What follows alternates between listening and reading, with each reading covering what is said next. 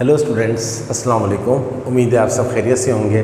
हमने second year mathematics के last lecture में एक्सरसाइज 3.1 का क्वेश्चन नंबर 4 तक कंप्लीट कर लिया था। आज हम करने के लिए जा रहे हैं इसी एक्सरसाइज का क्वेश्चन नंबर 5। एक्सक्यूज़ मी, देखते हैं कि इसमें हमसे क्या पूछा जा रहा है। But before I start question number 5 I want to give you some new concept. क्या है न्यू कॉन्सेप्ट?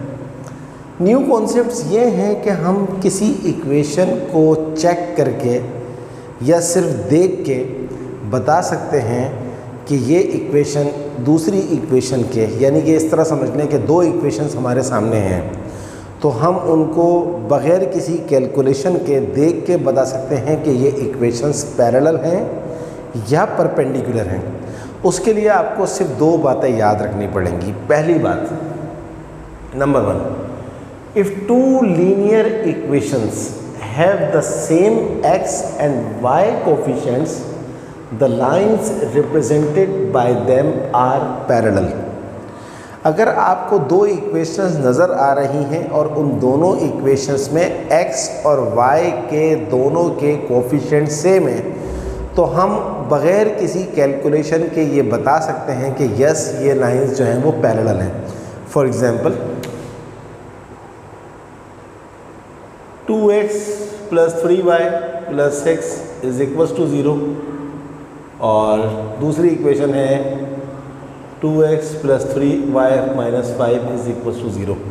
अब आपसे कोई पूछे कि ये इक्वेशंस पैरेलल हैं या नहीं हैं, तो आप कहेंगे yes, these equations are parallel, because पहली इक्वेशन में x के साथ 2 लिखा हुआ है, दूसरी इक्वेशन में x के साथ 2 लिखा हुआ है।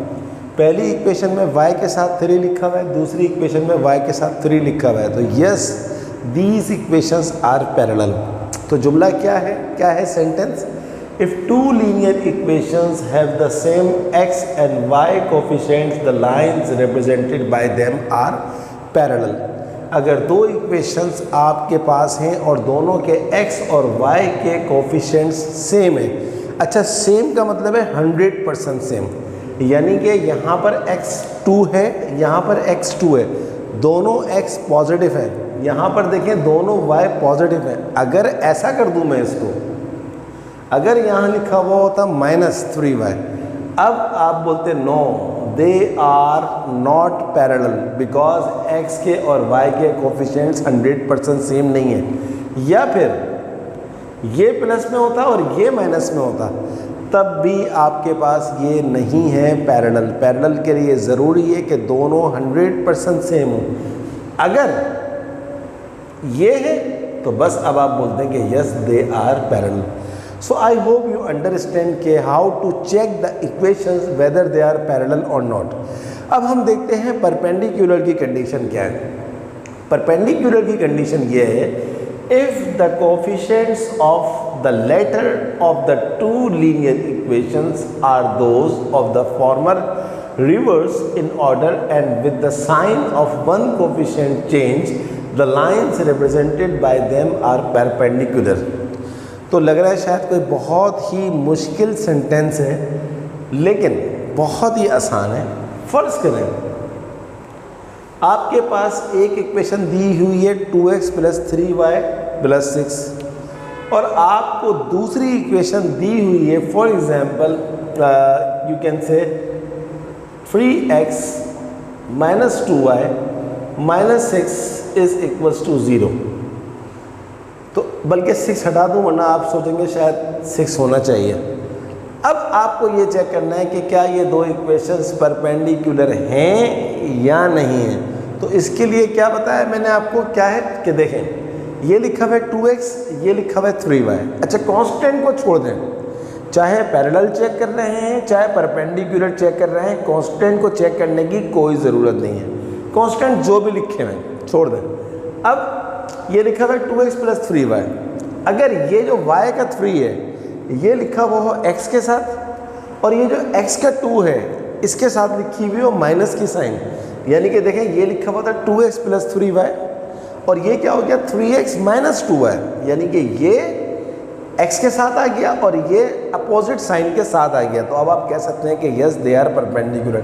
देखिए if the coefficients of the letter माने 2 3 4 5 6 of the two linear equation are those of the former reverse in order, आप इनको रिवर्स कर दें, x के साथ में y का कोफिशिएंट लगाते हैं और y के साथ में x का कोफिशिएंट लगाते हैं और आगे and with the sign of one coefficient change, एक का साइन चेंज कर दें, किसी एक का x का या y का चेंज कर दें, तो ऐसी सूरत में अब आप कह सकते हैं कि ये दोनों इक्वेशंस क्या हैं, परपेंडिकुलर हैं। फॉर एग्जाम्पल देखें, यहाँ पर मैंने आपको यहाँ पर अपनी तरफ से एग्जाम्पल दी, ये बुक की एग्जाम्पल है। ये लाइन है ax plus B Y plus C is equals to 0। अब दूसरी लाइन है ax plus B Y plus C one is equals to 0। तो अब ये दोनों लाइन्स क्या हैं, आप देख के बता सकते हैं कि यस दे आर पैरेलल, क्योंकि x के और y के दोनों के कोफिशिएंट्स दोनों लाइन में सेम है। कॉन्स्टेंट्स कंसीडरेबल नहीं होते, कॉन्स्टेंट्स को कंसीडर करने की कोई ज़रूरत नहीं है।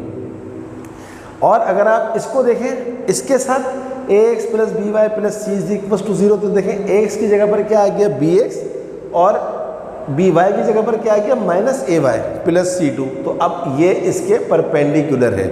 तो फाइनली क्या है कि अगर लाइंस के कोफिशिएंट, दो लाइंस के कोफिशिएंट सेम हैं तो वो पैरेलल हैं, और अगर एक लाइन के कोफिशिएंट दूसरी लाइन के कोफिशिएंट के रिवर्स हैं किसी एक के अपोजिट साइन के साथ, तो तब वो क्या है, परपेंडिकुलर हैं। Hope you understand. चलिए अब हम करते हैं क्वेश्चन नंबर 5। जो हमने यहाँ पर सीखा है उसकी रिस्पेक्ट से हम क्वेश्चन नंबर 5 करते हैं। क्या है question number 5? Find the equation of each of the following straight lines. कहता है इक्वेशन बताएं स्ट्रेट लाइन की, जबकि पार्ट नंबर 1 में वो पूछ रहा है हमारे से, जो गिवन है passing through 3 - 4 and parallel to 2x plus 3y is equal to 4। कह रहा है कि भाई पास करे वो किससे, 3 - 4 से, और पैरेलल हो किसके, 2x plus 3y plus is equal to 4 के। तो बहुत ही आसान है, इट्स वेरी इजी। आपको सिंपल क्या करना है, जाहिर सी बात है पैरेलल है, जो इक्वेशन आपने मालूम करनी है वो इसके पैरेलल है, तो इसका मतलब है इस कॉन्सेप्ट की वजह से, इस कॉन्सेप्ट की हेल्प से आप कह सकते हैं कि दूसरी इक्वेशन जो हमने मालूम करनी है वो भी 2x प्लस 3y होगी। तो आप लिखते हैं 2x प्लस 3y। अब कांस्टेंट का फर्क आएगा तो हम कह देते हैं plus c is equal to 0। हमने कहा कि दूसरी इक्वेशन जिसका कांस्टेंट हमें नहीं पता उसको हमने c कह दिया, बट पैरेलल है तो ये बात कंफर्म है कि 2x प्लस 3y ही होगा, यही हमने यहाँ पर सीखा है। अब c कैसे निकलेगा, जो पॉइंट है पॉइंट 3 - 4 मस्ट सेटिस्फाई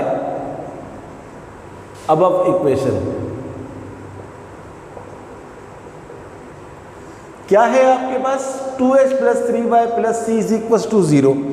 अब क्योंकि ये पॉइंट इस लाइन में से पास हो रहा है तो इस पॉइंट का जो x है वो x की जगह पर आ जाएगा, 2 × 3 प्लस 3, और y की जगह पर क्या आ जाएगा, -4 प्लस c बराबर है 0।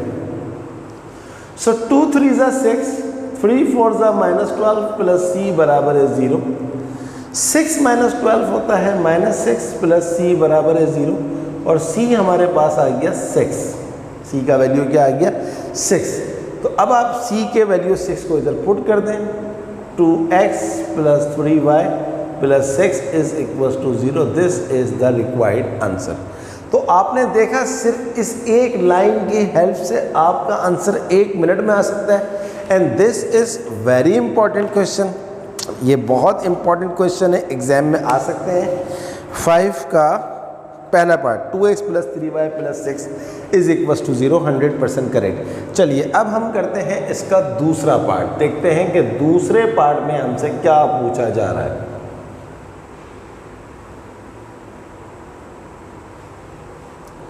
तो बस कॉन्सेप्ट्स आपको याद रखने हैं।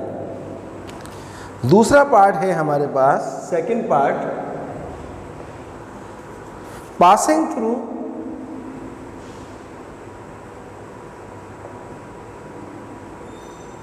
passing through 2 3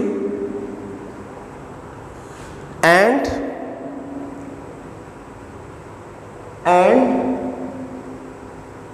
parallel to 3x -4y + 5 is equals to 0।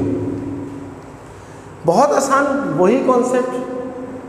जब पैरेलल है तो पैरेलल में हमारी रिक्वायर्ड इक्वेशन का 3x होगा -4y होगा, क्योंकि जब पैरेलल होती है तो x के और y के दोनों के कोफिशिएंट्स 100% सेम होते हैं।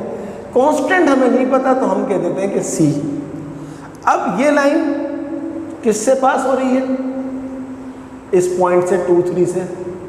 तो आप सेटिस्फाइड कर दीजिए। सेटिस्फाई कैसे होगा? 3 × 2 4 × 3 + c इज इक्वल्स टू 0। पहली वैल्यू हमेशा x को रिप्रेजेंट करती है, दूसरी वैल्यू हमेशा y को रिप्रेजेंट करती है। 3 × 2 = 6, 4 × 3 = 12 + c is equals to 0। -6 + c is equals to 0, तो c इज इक्वल्स टू 6। इत्तेफाक की बात है, पहले पार्ट में भी c का वैल्यू 6 था और दूसरे पार्ट में भी c का वैल्यू 6 आया। तो अब हमारा आंसर क्या आ जाएगा? 3x - 4y। c का वैल्यू क्या है? 6, तो ये आ गया हमारे पास +6 is equals to 0। So I hope you understand कि हम कैसे लेकर आए। इसका आंसर भी हम चेक करते हैं। 5 का part 2 3x - 4y + 6 is equals to 0, 100% correct. चलिए अब हम करते हैं इसका पार्ट 3। तो देखा आपने स्टूडेंट्स के कितना आसान है, कितना इजी है। चलिए देखते हैं कि पार्ट 3 क्या है। पार्ट 3 इज passing through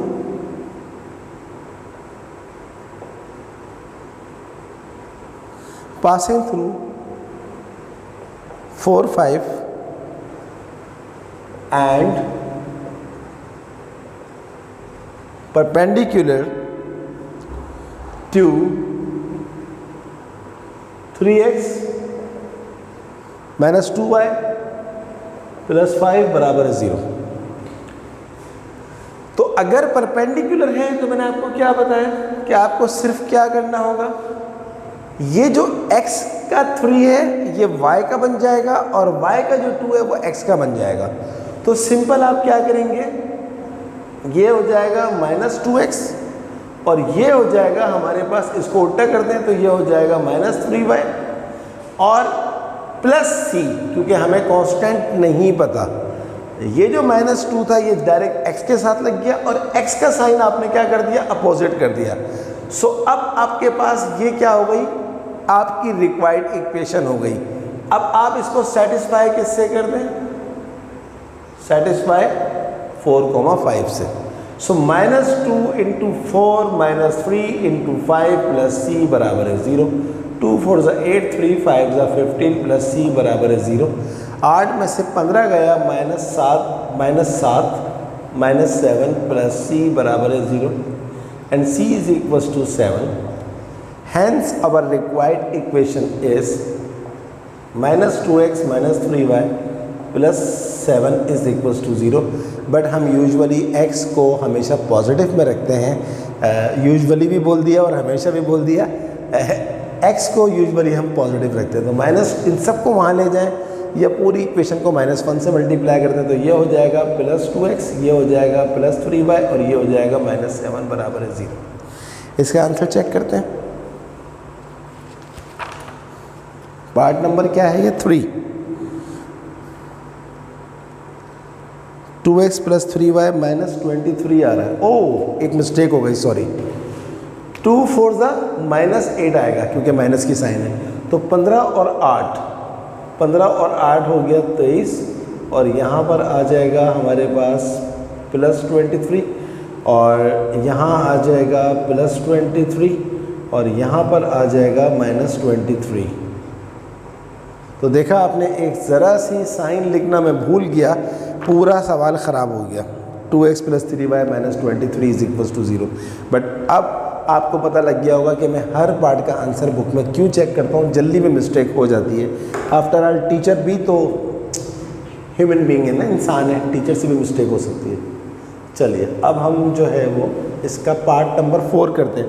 तो देखा स्टूडेंट्स आपने कि कॉन्सेप्ट क्लियर होते हैं तो फिर सवाल कितने जल्दी जल्दी होते हैं। पार्ट नंबर 4, पासिंग थ्रू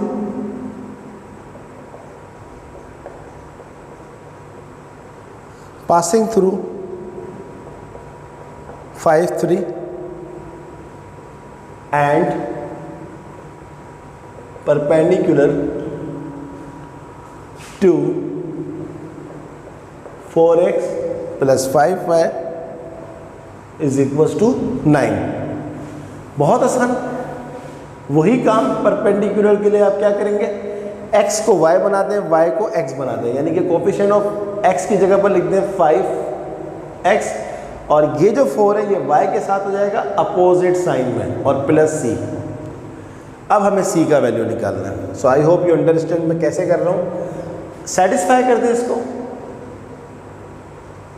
किससे, 5 3 से। x की जगह 5 लगा दें, 5 इंटू 5 माइनस 4, y की जगह पर 3 लगा दें, plus 3, c is equal to 0। 5 5 ज़ा 25, 4 3 ज़ा 12 प्लस c बराबर है 0। 25 में से माइनस 12 गए तो प्लस 13 हो जाएगा, ये हो जाएगा plus 13 plus c is equal to 0। तो c हमारे पास आ जाएगा माइनस 13, क्योंकि जब 13 वहाँ जाएगा तो माइनस 13 हो जाएगा। Hence our answer is 5x minus 4y, और c हमारे पास क्या है, minus 13 is equal to 0। Check करते हैं इसका आंसर बुक में पार्ट नंबर 4 का क्या आ रहा है। 5x minus 4y minus 13 is equal to 0, 100% correct. चलिए अब हम करते हैं इसका part number 5। Very easy concept, बहुत आसान सवाल थे। टोटल 6 पार्ट्स हैं, बस हमारा अब ये पार्ट नंबर 5 भी ख़त्म हो जाएगा। तो पार्ट नंबर 5 है हमारे पास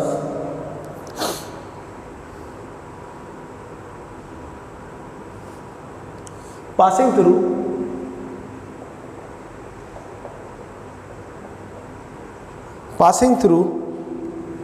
-1, 2 and parallel to the line joining the points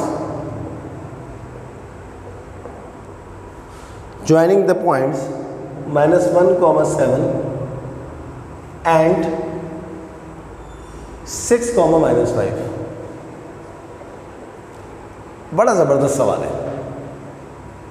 देखिए अब इसमें आपको इक्वेशन नहीं दी हुई, तो जब इक्वेशन नहीं दी हुई तो फिर हम इसको इस कॉन्सेप्ट के ज़रिए कैसे करें। एक तरीका तो ये है कि हम इन दोनों पॉइंट्स को यूज़ करें, 2 पॉइंट फॉर्म जो हमने एक्सरसाइज 2.5 में सीखी थी उसके ज़रिए पहले इक्वेशन निकालें, और फिर इक्वेशन निकालने के बाद ये वाला कॉन्सेप्ट यूज़ करें, हमारा आंसर आ जाएगा। बट मैं समझता हूँ कि इस काम में मुझे ज़्यादा टाइम लगेगा। इसके बजाय अगर मैं कॉन्सेप्ट ऑफ स्लोप यूज़ कर लूँ, एक्सरसाइज 2.4 में जो हमने लर्न किया था, तो मैं समझता हूँ कि उसके इस कॉन्सेप्ट के मुकाबले में उस कॉन्सेप्ट से ये सवाल बहुत जल्दी हो जाएगा। क्या मतलब है मेरा, लेट जो ये जो 2 पॉइंट्स हैं इनका हम नाम रखते हैं A और B। अब हम निकालते हैं स्लोप ऑफ AB। स्लोप के फॉर्मूले से x1 y1 x2 y2 y2 minus y1 upon x2 minus x1। -5 -7 कितना होता है, -12, 6 + 1 होता है 7।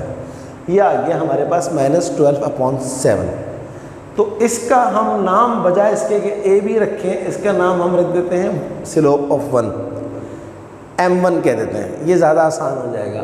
अब बल्कि ए और बी रखने की भी ज़रूरत नहीं है, बस खाली लिख दें टेकिंग, बिला वजह मुश्किल बनाना चीज़ों को, टेकिंग दिस एंड दिस, और इसका नाम रख दिया m1। अच्छा, अब क्योंकि जो लाइन आप मालूम कर रहे हैं वो लाइन इन पॉइंट से जो बनने वाली लाइन है उसके पैरेलल है, तो आप लिखेंगे as lines are parallel. So m1 बराबर है m2। m1 का वैल्यू कितना है, -12/7। m2 का वैल्यू भी क्या है, -12/7। अब आप यूज़ करें slope point form, y minus Y one is equals to m time x minus x1। m की जगह पर लगा दें आप m2। x1 y1 क्या होगा आपके पास, क्योंकि आपकी रिक्वायर्ड लाइन किस पॉइंट में से पास हो रही है, -1, 2 में से पास हो रही है। जहाँ पर x1 है वहाँ पर -1 लगाते हैं, जहाँ पर y1 है वहाँ पर 2 लगा दें।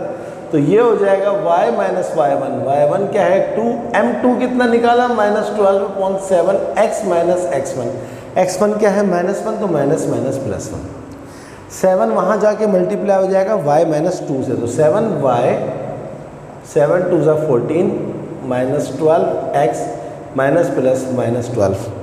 इस -12x को वहाँ ले जाएं, +12x + 7y -14 -12 वहाँ जाएगा तो +12 इज इक्वल्स टू 0। आखिर में 12x + 7y -2 is equals to 0। तो ये मैं समझता हूँ कि न्यू कॉन्सेप्ट जो आज मैंने आपको सिखाया है उसके मुकाबले में ये ज़्यादा इजी है मेरे हिसाब से, कि मैं बजाय इसके कि लाइन की इक्वेशन निकालूँ और फिर मैं इसको करूँ, तो ये ज़्यादा इजी कॉन्सेप्ट है मेरे पास। 12x + 7y -2 is equals to 0। इसका आंसर चेक करते हैं बुक में क्या आ रहा है। 12x + 7y -2 is equals to 0 100% correct आ रहा है। तो ये इसका फाइनल आंसर है हमारे पास, 12x + 7y -2 is equals to 0 answer. अच्छा, अब हम करते हैं इस सवाल का लास्ट पार्ट, देखते हैं कि लास्ट पार्ट में क्या पूछ रहे हैं। अब आपके पास चॉइस है कि आप चाहें तो जिस तरह मैंने ये वाला पार्ट्स करवाया उस तरह कर लें, चाहें तो फिर यही न्यू कॉन्सेप्ट से कर लेंगे, लेकिन न्यू कॉन्सेप्ट के लिए आपको लाइन की इक्वेशन का होना ज़रूरी है। चलिए अब हम करते हैं 6 पार्ट। 6 पार्ट में क्या लिखा हुआ है, passing through 1, -2 1, -2 and perpendicular to the line. अब वर्ड क्या आ गया, परपेंडिकुलर, तो यहां लगा देते हैं word perpendicular to the line joining the points 3, 5 and -4, 2। ये आ गया।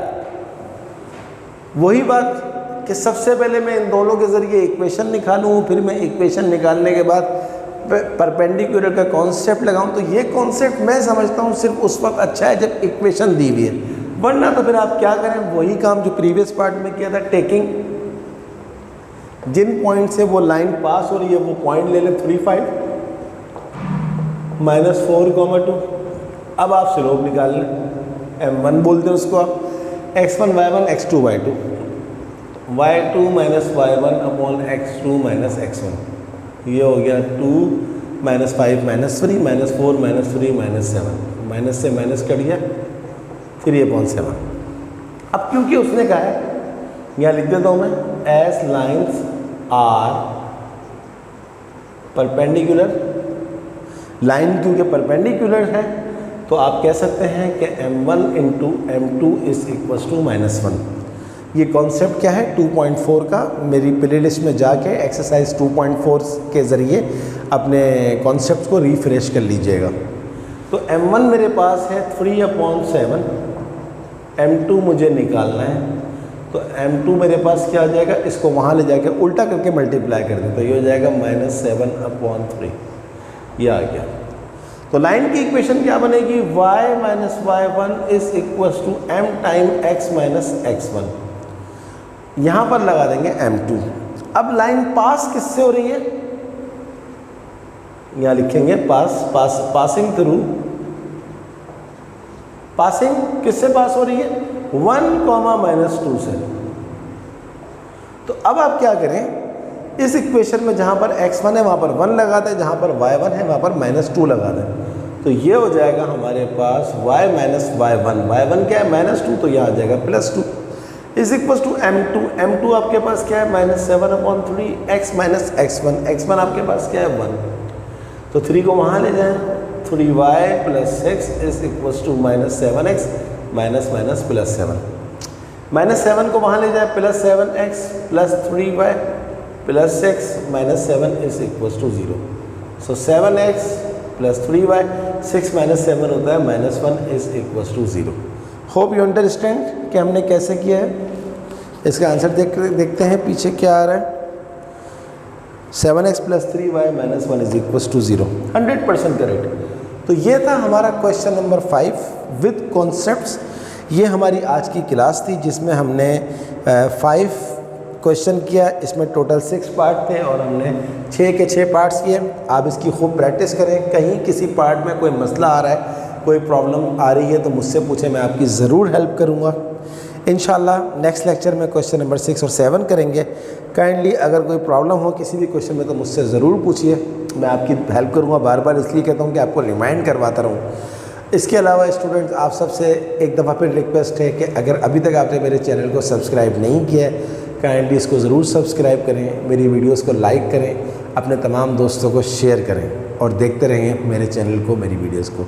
अगली क्लास तक के लिए अल्लाह हाफ़िज़।